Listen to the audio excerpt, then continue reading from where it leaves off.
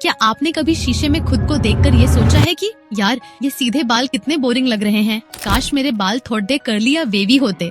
सच तो ये है कि आजकल इंस्टाग्राम और यूट्यूब शॉर्ट्स पर आप जितने भी मॉडल्स या इन्फ्लुएंसर्स को देखते हैं उनमें से 80% के बाल नेचुरली कर्ली नहीं होते। वो कुछ स्पेशल टेक्निक्स का इस्तेमाल करते हैं। पर दिक्कत ये है कि इंटरनेट पर आधी अधूरी इंफॉर्मेशन भरी पड़ी है। कोई क्रिएटर आपको बता भी दे कि क्या करना है तो वो बस ऊपर ऊपर से बोल देते हैं कि तेल लगा लो या मशीन यूज कर लो। इन्हीं चीजों से परेशान होकर मैंने घंटों रिसर्च की और जो कुछ मुझे पता चला है वही सब मैं आज आपको इस वीडियो में बताने वाली हूँ।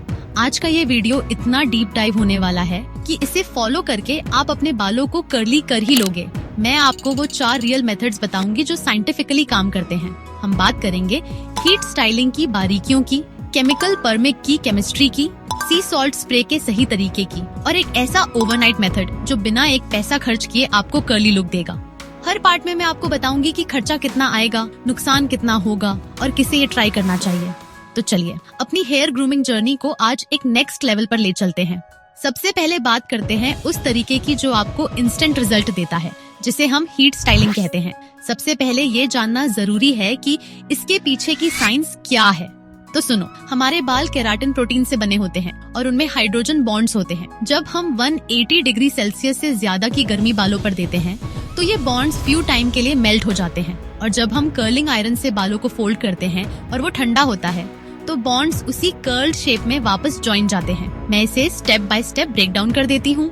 बालों को तैयार कैसे करना है, देखो, कभी भी गंदे या ऑयली बालों पर हीट मत लगाना। बाल शैम्पू से धुले होने चाहिए। इन शॉर्ट, आपके बाल एकदम साफ सुथरे होने चाहिए। Heat protectant the most important part. आप में से कुछ लोग गलती करते हो बिना हीट प्रोटेक्टेंट स्प्रे के आयरन यूज करना। इसका मतलब है अपने बालों को सीधा जलते तवे पर रख देना। ये स्प्रे आपके बालों पर एक सिलिकॉन की लेयर बनाता है जो सीधी गर्मी को अंदर नहीं जाने देता। अब बात करते हैं इसकी टेक्निक की। छोटे छोटे सेक्शंस में ही कर्ल करने का ट्राई करना। अगर आप बीडी सेक्शन लोगे तो कर्ल्स ढीले बनेंगे और अगर छोटे लोगे तो टाइट कर्ल्स मिलेंगे। खर्चा और टाइम, एक अच्छी मशीन आपको 1500 रूपए से 3000 रूपए में मिल जाएगी। ये लुक सिर्फ अगले हेयर वॉश तक टिकेगा और अगर बाहर ह्यूमिडिटी ज्यादा है तो ये 4 से 5 घंटे में भी खराब हो सकता है। इसलिए इसे सिर्फ स्पेशल ओकेजन्स के लिए ही रखें। Method 2, chemical perming.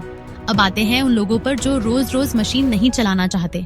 उनके लिए सॉल्यूशन है पर्मिंग। पर्मिंग एक ऐसा टूल है जो आपके ट्रांसफॉर्मेशन में बहुत मदद कर सकता है। यहाँ हम हाइड्रोजन बॉन्ड्स की नहीं बल्कि डिसल्फाइड बॉन्ड्स की बात कर रहे हैं जो बालों के स्ट्रक्चर की असली नींव है। इसका प्रोसेस बिल्कुल इजी है। आपके घर के पास वाले किसी भी अच्छे सैलून में हो जाएगा। इसमें आपके बालों को छोटे रोलर्स में फोल्ड करके उन पर एक अल्कलाइन सोल्यूशन डाला जाता है। ये सॉल्यूशन पुराने बॉन्ड्स को टोडच देता है। फिर एक न्यूट्रलाइजर डाला जाता है जो उन बॉन्ड्स को उसी रोलर के शेप में हमेशा के लिए फिक्स कर देता है।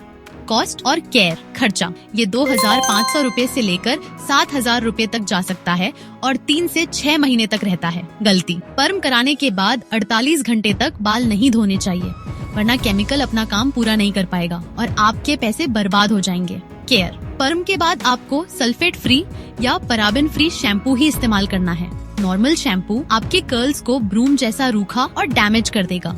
मेथड 3, सी सॉल्ट और टेक्सचर स्प्रे। तीसरा तरीका उन लोगों के लिए है जिन्हें क्लीन कट कर्ल्स नहीं बल्कि वो messy just off the beach look चाहिए। इसे हम सिंपल लैंग्वेज में टेक्सचर लेयरिंग कहते हैं। ये काम कैसे करता है, देखो, समुद्र के पानी में सोडियम क्लोराइड और मैग्नीशियम सल्फेट बहुत ज्यादा होता है। ये मिनरल्स आपके बालों की बाहरी लेयर को रफ कर देते हैं जिससे बाल फिसलने के बजाय एक वेव बनाने लगते हैं। इसका रूटीन सुन लो। बाल धोने के बाद उन्हें 80% सुखा लेना, हल्के गीले होने चाहिए। फिर उस पर सी सॉल्ट स्प्रे डालना। ध्यान रहे कि ये जद्दों तक जाए वरना बाल छपटे लगेंगे। अब सबसे जरूरी स्टेप, क्रंचिंग। बालों को हथेली में लेकर ऊपर की तरफ दबाना जैसे आप कागज का गोला बनाते हैं। अगर आपके पास डिफ्यूजर है तो लो हीट पर उसे यूज करना। इससे कमाल का वॉल्यूम आएगा। ये उन लोगों के लिए बेस्ट है जिनके बाल पतले और छपटे दिखते हैं। Method 4, overnight rubber band. आखिरी तरीका उन लोगों के लिए है जो कोई रिस्क नहीं लेना चाहते और बस ये देखना चाहते हैं कि कर्ली बाल उन पर कैसे लगेंगे। इसे करने का तरीका, रात को सोने से पहले बालों को हल्का सा गीला कर लें,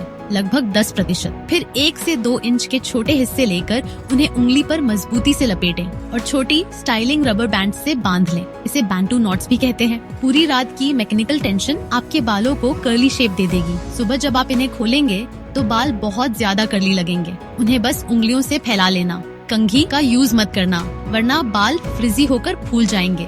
ये तरीका बिल्कुल फ्री है और 0% डैमेज पहुंचाता है। अगर लुक पसंद नहीं आया तो बस सिर धो लो और सब नॉर्मल।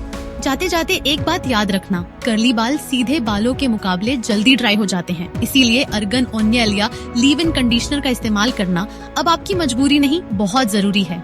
अगर आपको जानना है कि आपके फेस शेप के हिसाब से कौन सा हेयर स्टाइल बेस्ट है, तो नीचे कमेंट में जरूर बताना। और अगर इस वीडियो से आपको वैल्यू मिली तो सब्सक्राइब का बटन दबाना मत भूलना। मैं ऐसी ही रिसर्च बेस्ड ग्रूमिंग वीडियोस आपके लिए लाती रहूंगी।